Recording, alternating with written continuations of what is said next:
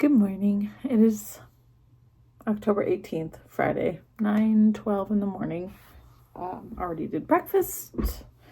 Helped my daughter make her own breakfast. Done a little bit of laundry already. Brought the trash cans in. What else have I done this morning? I changed my shirt. It says, "It's frickin' bats." And then there's little bats. Isn't that cute? They're like puffy letters. I accidentally got an extra large, but I think putting it in the dryer helped. The first time I washed it, I did not put it in the dryer. I don't know, it's still a little bit big. I should have just got a large, not an extra large, but it is what it is. But I'm coming to show you. This is finished. It might be just a little bit damp around the I-cord. Gosh, man. It's so hard to tell here, but when I was editing, I could see a little bit better. But it's I-cord finishing around the edge. That's a little damp, but nothing else. So, how does it look? Honestly, you know what I want to do so bad is go back to my army days. Back in the day when we wore berets instead of, like, I had to have to wear my beret like this in the army. Except I had like a little patch right here that showed what unit I was in or whatever. But no, we don't wear berets like that anymore. It feels a little big around the I-cord, to be honest. But at least it fits. Yeah, so I don't know. Do I... I feel like all I can do really to make it work is just throw it on, call it good. Again, it can go over my ears. Like, it feels a little too big. Maybe the brown one I will make a size down. I don't know. How does that look? Does that look okay? Just throw it on, call it good. It is what it is, right? It's a little strange. I don't think it looks terrible. I really don't. I just feel like it's big. I could potentially felt it one more time because, again, I don't know how well you can see, but you can still see some of the stitches. So I don't know. I could probably felt it one more time. Just shrink it just a little bit more. So I might do that if I get a chance. The washing machine is busy at the moment. But yeah, my beret number 3 by My Favorite Things Knitwear is finished. I'm happy that I did it, actually. See, I don't think it's terrible. I need to take some pictures or something. It's just big. Last night I did work on the clear view. It's still downstairs. I did not bring it upstairs. But also the progress on it is not a lot. Even though I worked on it for 2 hours, 2-ish hours, each row, if it's a cable row or it's a purl row, they take a really long time. So I think I did like 4 or 5 rounds total. Not rounds, rows, because it's back and forth. It's cardigan. So it is going to take me time. I should just be working on it all day, like every chance I get, but I just don't want to. So what I'm going to do, I forgot my iPad, so I need to go get that. I'm going to start the morning off with some more of the halu. Try to get that yoke done. And then potentially, I got to figure out where the needles are, if I have the needles. You know what? Let me double check. Yep, I have the needles ready, so maybe I'll go ahead and cast this on today too. So we'll see. I'll check back in later. Right now, I think I'm going to watch some YouTube before I get back into Love is Blind.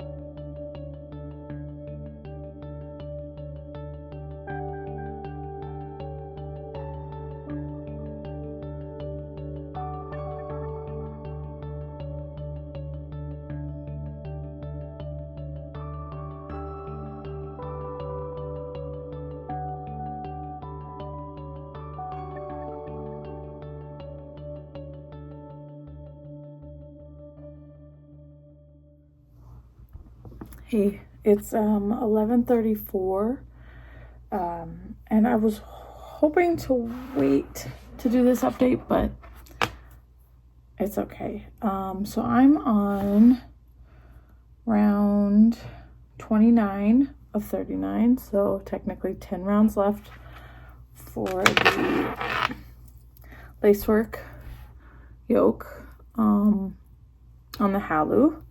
I wanted to wait to do the update until I needed to add in the new yarn, but it's okay. So I have this much left, and I just caked up another skein. So it's not a full skein, but that's okay. I'm just going to use what I have. So I just caked up another skein of this hand-dyed yarn that I did. And I'll attach it in just a little bit, I guess. I'm going to eat lunch soon, so that'll probably be put off to the side for a minute. But let me show you. I got a package in the mail. This is from tribeyarns.com. It's cute. This little stamp that they put on their bag is super cute. There's a stamp down here, and it says, "I rescue yarn from being hostage in the yarn shop. I'm not a hoarder. I'm a hero. Post-apocalyptic life skill." And then something yarn, blank, using yarn. Oh, buying yarn and using yarn are two different hobbies. Okay, so I ordered 3 plates of antelope from Wool Dreamers.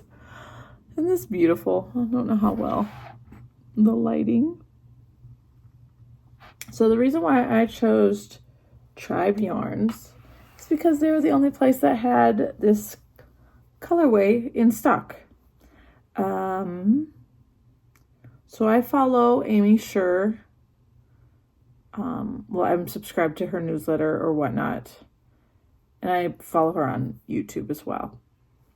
She announced that there was new colors of Manchalope, and I decided to go take a peek because I was curious. I've always wanted to try Manchalope. I just never got around to it. It's so soft. This is softer than Plautelope for sure. I know a lot of people say it, but it's definitely softer. Anyways, so I went to go check out the new colors, and I really, really liked this one. This color. My cat has found the package. Anyways, so I was like, ooh, I really like it. I just, did some debating. Should I buy it? Should I not buy it? Kind of thing. And so I sat on it, and the next thing I know, she was sold out. Amy Scher was sold out of this color. And I was like, oh, poop. And she kind of had it on sale, like not a big sale, to be honest, but on sale. So I was like, dang it, I should have got it when it was available. But I am who I am, and I hesitate all the time, especially when I do online shopping. So I decided to go online and see where else I could get Manchalope. And everywhere that I looked wouldn't have any of the new colors. Like, they just didn't even have them listed yet. So I did a lot of searching, a lot of, I Googled Manchalope. And I went pretty far down on the Google list and came across Tribe Yarns.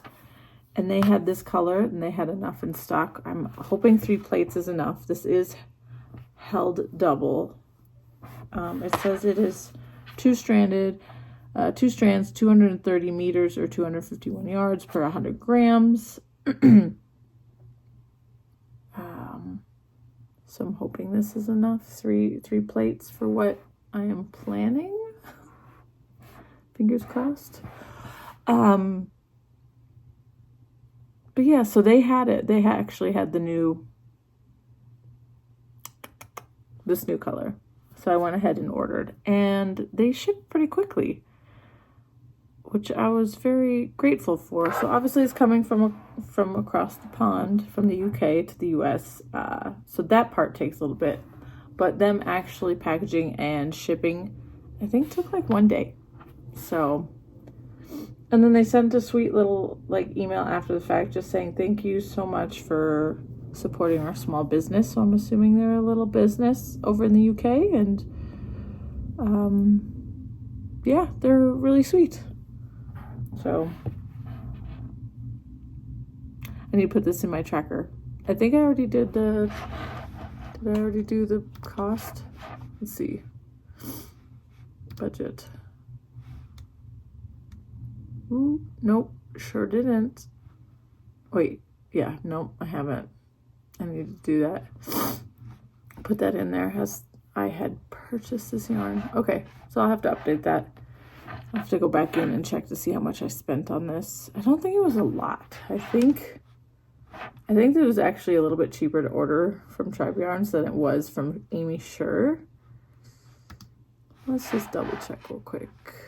Go to pins.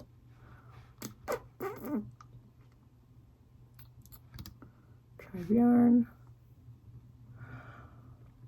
Okay, so it's in British pounds. So I don't know the equivalent in American, but this with shipping to the US was only $36.70 Great British pounds. So it was $21.75, and then shipping was $14.95. Again, this is Great British pounds. I think that's somewhere in like the $40 range, like $48 maybe is what I paid. So I thought that was really, really good, because everywhere else I was looking was over $50. So pretty stoked about this. All right, my lunch is done, but I'll show you real quick. So, shoot. My plan was actually, so I wanted to knit this, let me get the yarn out of the way.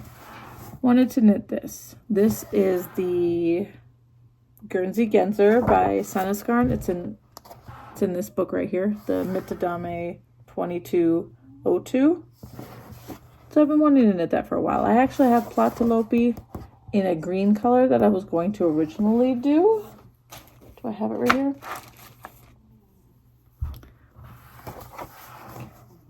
I don't know. Lighting. This green color.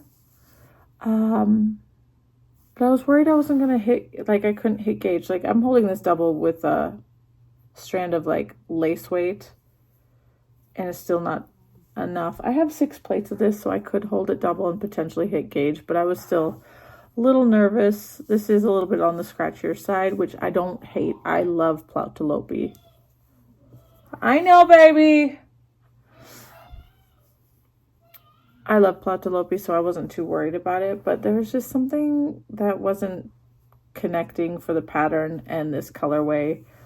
So I found another pattern that is like strictly a stockinette, and then there's like an embroidery flowers right here. So I think I'm going to use this to do that sweater. And then I thought this would be really lovely as the Guernsey Genzer. Again, we'll see. I'm a little nervous just because I know that it's in a booklet, so it means that there's not as much information. I heard that it might be a little bit difficult, but I never let that stop me. It's never let me stop me before. So it's either like I'd really like to do this instead of like the Ingrid sweater. So yeah, I think I'll go ahead and I guess another plan is to swatch with this and see. I'm going to hold it double because that's the way it comes, and that'll probably be closer to gauge since this pattern is, it is with, it's double Sunday plus tin silk mohair, so it's a DK with a lace weight. 18 stitches per 10 centimeters on a 4.5 millimeter. So I'm still gonna try and see what happens. So maybe I'll do that after I eat lunch. Yeah, wanted to show you my beautiful little haul. This is so pretty. I've been looking at my thing here, and while I do have like 2 blue sweaters, 3, they're not like this kind of blue. And then I was also thinking that I need like a powder blue. Like it has to be a yarn plus, like a merino plus mohair powder blue sweater. So at some point in my life that will become a thing as well. I don't have a lot of blues. Yeah, I don't have a lot of blues. Anyways, I'm gonna go eat lunch. Okay, I've been sitting here for a minute just contemplating ideas. I started a swatch, but I know the needles, sorry. I started the swatch, but I can already tell that, like, I cast on exactly how many I needed, and this bigger than 4 inches, so that's okay there. That just means it's going to be bigger. I can make a smaller size. It's really nice. A little bit scary to work with just because I feel like it's going to rip a lot easier than Plout de Lopi does. We'll pull those needles off because I need these actually for the sweater number 22. But I'm scared. So I went and looked at the other people's project pages for the Guernsey Genzer. And I'm nervous. Somebody did make a lot of really good notes that I can follow, but they're saying that the pattern is very, I wouldn't say poorly written, but it's, not, it's difficult, they say. A lot of people have made it though, so I'm sure I could, especially with the notes. They're saying like the charts, like, I don't understand. This is a correction page I printed off from their website, but it looks, I don't see what the correction is. They might, I don't know where the correction is compared to this in the book, but they're saying that in these charts, in this pattern, they're excluding some stitches, so they're not like matching up very well. I'll be honest, I'm scared.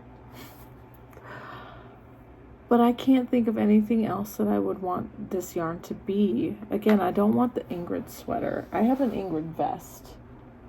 I don't want the Ingrid sweater. I really want something that's a little bit different than what most people have. And it's, you see, it's a Guernsey style sweater.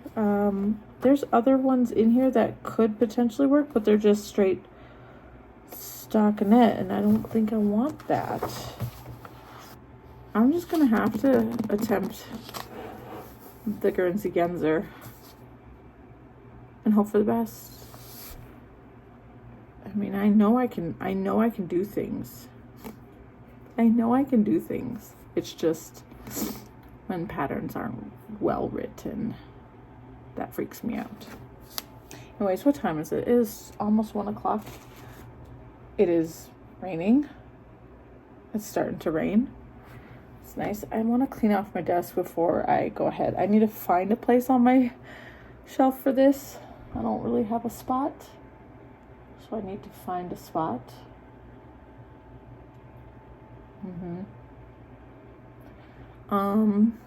And then I think I'm going to go ahead and cast this on. I think so. That way my brain can chill out from being stressed. I'll be honest. So stressed. Anyways, let's go. Hopefully that stays. Okay, so sorry for the needles noises. I know they're not quietest thing. This is what I've gotten so far. Just get that from hitting the table. I wasn't expecting it to start like this. So this is the left shoulder right here. This is how it starts. And then I'm going to go ahead and do the right shoulder, which is actually different from this one. And then you join them in the front, and then you start the back piece. So I really did think I was going to go straight into starting the back piece like every other drop shoulder pattern I've ever done. But no, you actually start with the left front piece. Just like this, and then the right front piece. Again, I was just reading ahead in the pattern. I'm like, because this one wants you to end with a right side row, like finish a right side row and then cut the yarn, which I did this side too. Forgot about this. Get that out of here. Yeah. So I was like, okay, I wanted to make sure that when I join the two, it'll be the right, orientation. So I read ahead, and then I was like, wait, it's a little bit different. I'm like, there's no, I was just like, what is happening right now?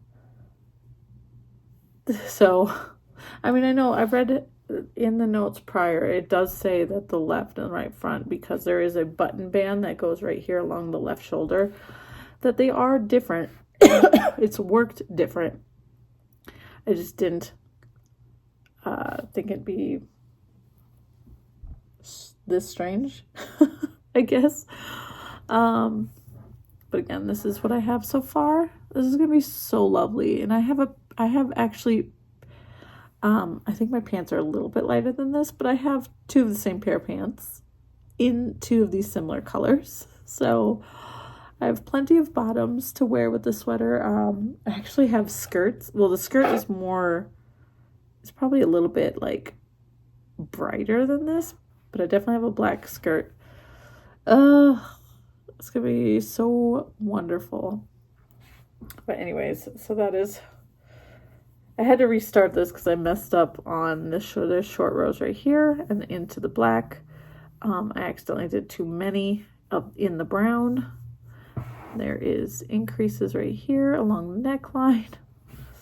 So yeah, but this is gonna be so cozy. And now I'm worried that I'm going to want to work on this only. But no. I could go ahead and get the other front started. Should I? I mean, I could wait and go back to the halo for a little bit, maybe. Again, I only have 10 more rounds of the yoke. Maybe I'll do that tomorrow. That reminds me. I wanted to let you all know that today is obviously Friday, so the weekend. I do not think I will be filming on the weekend. I typically don't have time. Plus my husband will be home. I might have if I did have time, it would be like one specific time. So I don't know. If I do, I guess you'll find out. Because I don't even know. But I want to let you know that if you don't see anything from me Saturday or Sunday, it's how it's going to be. I'm not filming up. I won't be filming. And if you do, it's just like a small little clip with just some updates on projects. I also threw this in the wash again. I don't think it changed much, to be honest. So I maybe felt it a little bit more. It just looks funny. It's got like white fluff all over it. I don't feel like it, this side looks like it felted more than this side, because I can actually see stitches on this side more so than this right here. But I don't know. I just tried it again. This is what it's going to be now. I probably won't do it again after this. Unless I feel like it's stretched out for some odd reason, like over time and use or whatever. But I'm going to leave the beret on here to dry fully. I'm going to probably flip it over now. But yeah, just wanted to do a quick check-in, show you